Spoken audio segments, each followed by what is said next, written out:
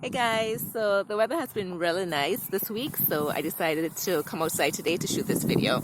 My hair's gonna blow all over the place, but that's perfectly okay. A couple of nights ago, I had a dream, and in this dream, I was in the sea, and there was high tide, and I kept getting pulled out to sea. Every time it would push me to shore, and then I would get pulled back in. And in my dream, I was struggling to stay on shore, but I just couldn't. Then I looked over, and there's my mom, and she's watching me going through these struggles, giving me a chance to save myself. And I just was not successful.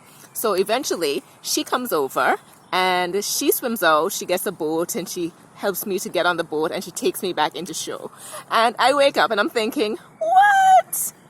I still think my mom needs to rescue me or save me after all these years.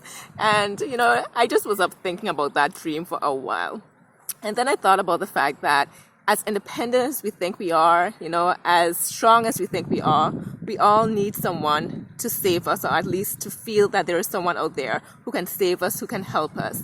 And for me, I'm grateful to have a lot of people around me who can do that. And of course, I'm really grateful for my mom, who even after all these years, she really continues to do a lot for me.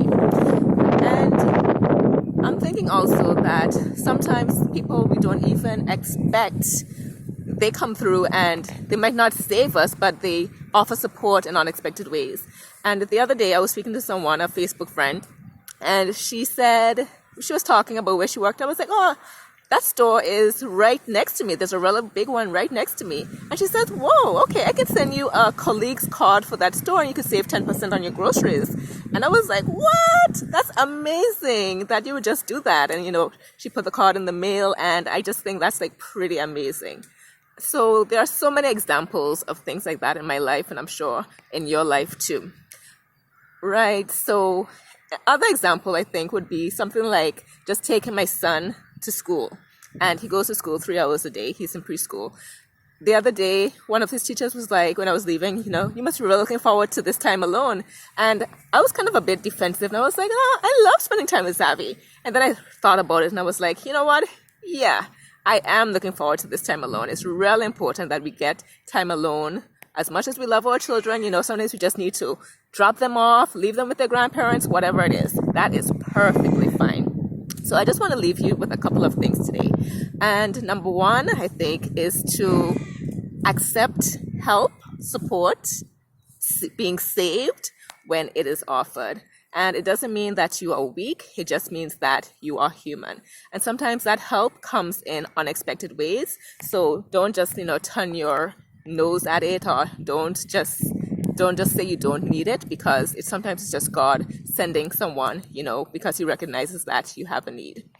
The other thing I want to say is to give that support. And sometimes God nudges us to help someone, to support someone, and they might look like they're doing perfectly fine, but we really don't know what's going on in people's lives, and that we should just really just answer that support, that prompting when it is given to us.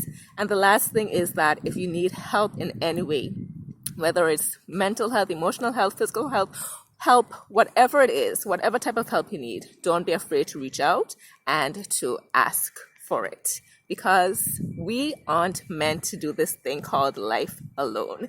At some point or the other, no matter how strong we are, we all need saving, we all need support, we all need help. We are meant to be a community, and I'm so grateful for the community that I have. Thank you guys for being there always. Have a great day. Bye.